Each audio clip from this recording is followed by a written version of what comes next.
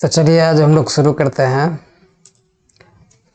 Math के कुछ part को और उसमें हम लोग देखेंगे कि कैसे कैसे सवाल को करते हैं। तो चलिए ठीक है, थैंक यू। आगे बढ़ते हैं हम लोग। तो पहला सवाल है कि श्रृंखला में से अनुपस्थित संख्या ज्ञात करो। तो देखिए यहाँ पहला है 3। पहला क्या है मेरा? पहला है 3, 12, 39 और 120। देखिए 3 है यहाँ पर। इसके बाद देखिए तो 3 का स्क्वायर अगर करते हैं प्लस 3 कर देते हैं तो कितना होता है? 12 हो जाता है, होता है ना। 3 का स्क्वायर प्लस 3 कर देते कितना हो गया? 12। फिर यहाँ देखिए कि 3 का क्यूब किए कितना हुआ? प्लस कितना 27 और इसमें 12 जोड़ देते हैं कितना होता है? 27 प्लस 12 जोड़े तो कितना? 39 आ गया, आया 39।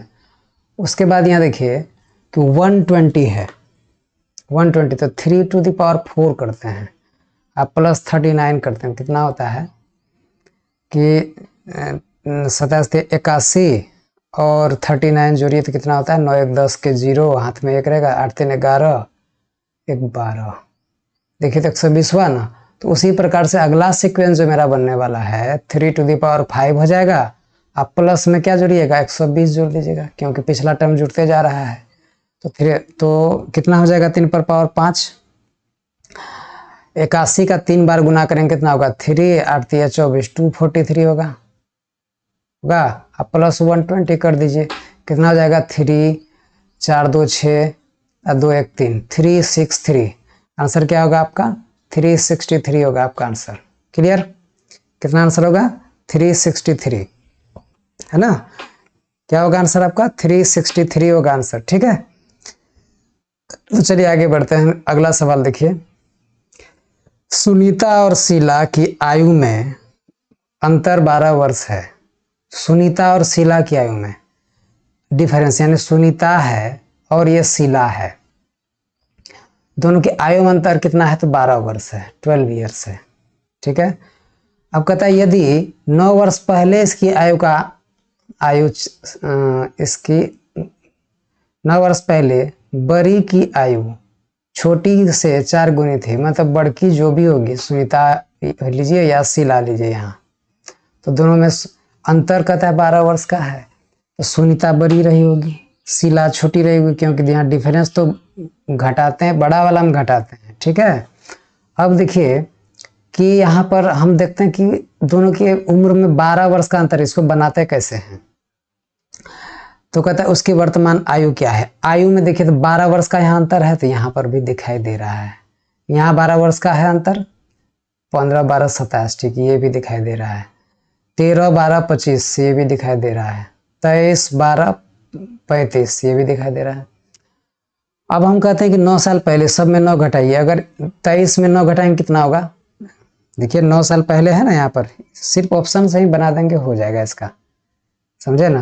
नहीं तो आप ऐसे भी कर सकते हैं। देखिए पहले हम बेसिक बता दे रहे हैं।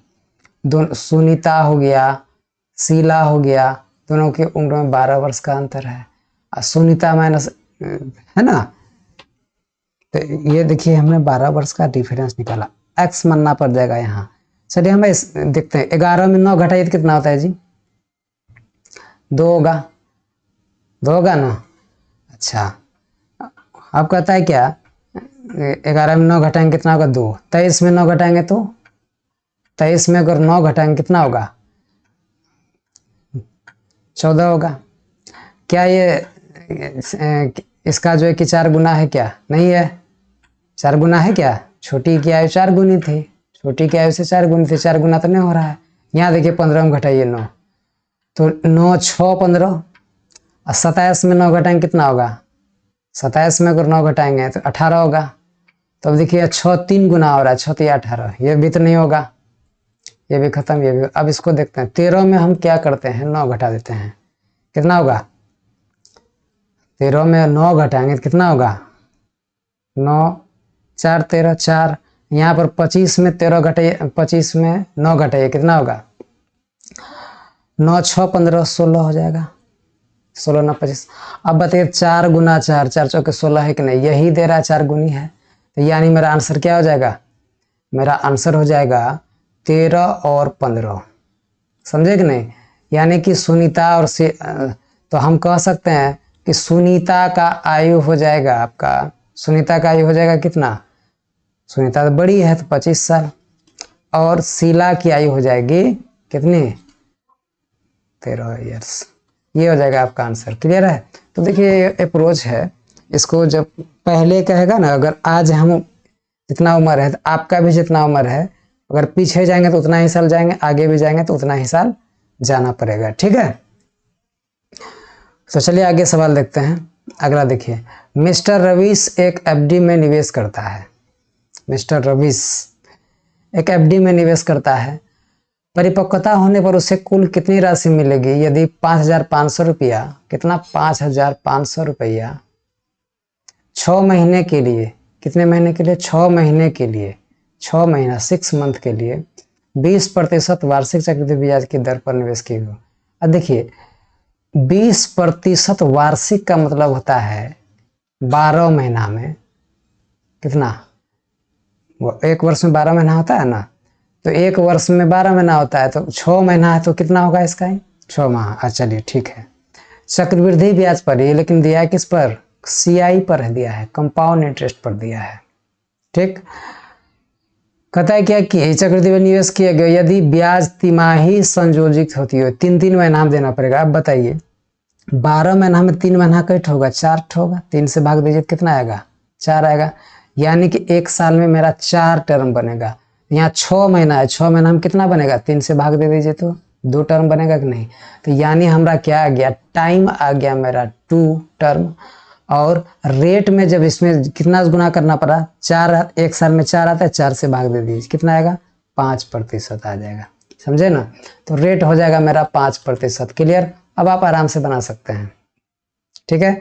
अब आप निकाल लीजिए, हम बोले थे ना 2 टर्म रहेगा 2:1 करने के लिए, बताए थे क्या जी, 2:1 बताए थे आप लोगों को।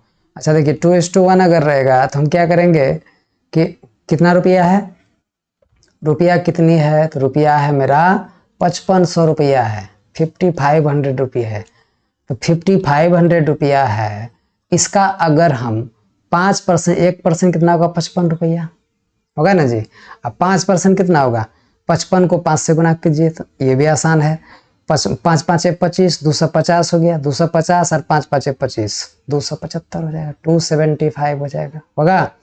और 275 का 5%, तो 1% हो गया मेरा 2.75, वाह 1% हो गया कितना, 2.75 हो गया। यहाँ पर इसको 5% निकालिएगा तो कितना होगा इसका, 5 5 25 के 5 हाथ में रहेगा 2, और 5 7 35, 35 और 2 कितना होता है 37, 37 और बचा 3, 5 दूना 10, 3 13, यानी कि 2 अंक के बाद पॉइंट दे देंगे, 13 टका 75 पैसा आएगा, 13 रुपया 75 पैसे।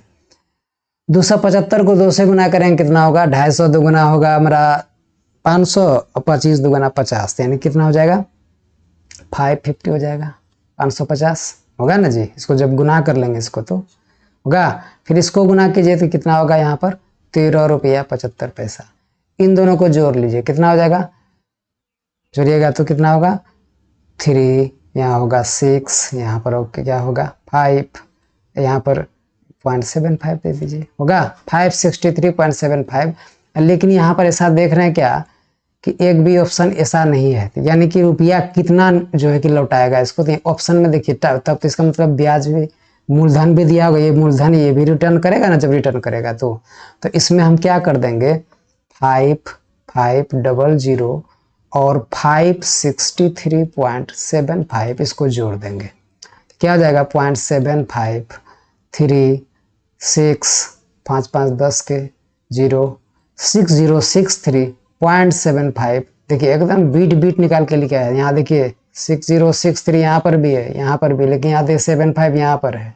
समझ में आया, ये बहुत टिपिकल जो कि करके दिया था, समझे, आपको गुना भाग करवा ही देगा। तो आप अगर सही मायने में अगर पिछला सब देखे होंगे और CI तब इस पर पढ़ाया नहीं हूँ, पढ़ा रहा हूँ, रुकिए, थोड़ा हमको प्रॉब्लम है जी, इसीलिए आप लोग माफ़ करेंगे हमको। ठीक, प्रॉब्लम कितना बकेंगे कि नेट का प्रॉब्लम है। जब आप कंटिन्यू हो जाएंगे, एकदम कंटिन्यू जब हो जाएंगे, टेंशन नहीं होगा आप लोग को। चलिए ठीक है, तो आगे बढ़ते हैं। लेन देन सबसे उत्तम कौन सा है? देखिए 60 में 29, एक बात यहाँ ध्यान रखें कि 60 में 29 लगभग 50%, आधा है, लगभग आधा है। 40 17, 17 दुगुना 34, 40 17 दुगुना 34, तो ये तो थोड़ा कम हो गया जी, इसका इस पर तो विचार ही नहीं कर सकते हम। 50 21, 21 दुगुना, ये भी विचार नहीं कर सकते हैं। 14 दुगुना 28, ये भी थोड़ा कम है। ये देखिए थोड़ा सा 29 दुगुना 30 दुगुना 60 होता है, एक कम है यहाँ पर। तो यानी हम डायरेक्ट कह सकते हैं कि यही जो है कि 50% का लगभग छू रहा है। ठीक है, समझे कि नहीं? तो आंसर क्या हो जाएगा मेरा? ये ऐसे भी निकाल के आप देख लीजिएगा कि 29 अगर लाभ होगा कितना में, 60 में, तो 100 में कितना होगा, आप देख लीजिए। इसका कोई भी लाभ रहे तो इसमें जब जो है 3 दुगुना 6, 5 दुगुना 10, अब इसको कटा लीजिएगा, देखिए तो कितना आता है, 3 नामा 27 है ना, 9 पॉइंट समथिंग आएगा। 3 नाम 27 और 2 29, 3 छक 18, इसी को गुना कीजिए। 5 नाम 45, 5 छक 30, 30 के 0, 5 नाम 45, 3 48, लगभग 48% दे रहा है। ठीक है, और जो कि नहीं देगा सब। ठीक, समझे? तो चलिए आगे बढ़ते हैं। आंसर क्या हो जाएगा तब? ऑप्शन नंबर ये होगा 1, ऑप्शन नंबर 1 होगा आपका आंसर। क्लियर? तो चलिए अब आगे की तरफ प्रस्थान करते हैं। देखते हैं, कहते हैं एक दुकानदार एक इंडक्शन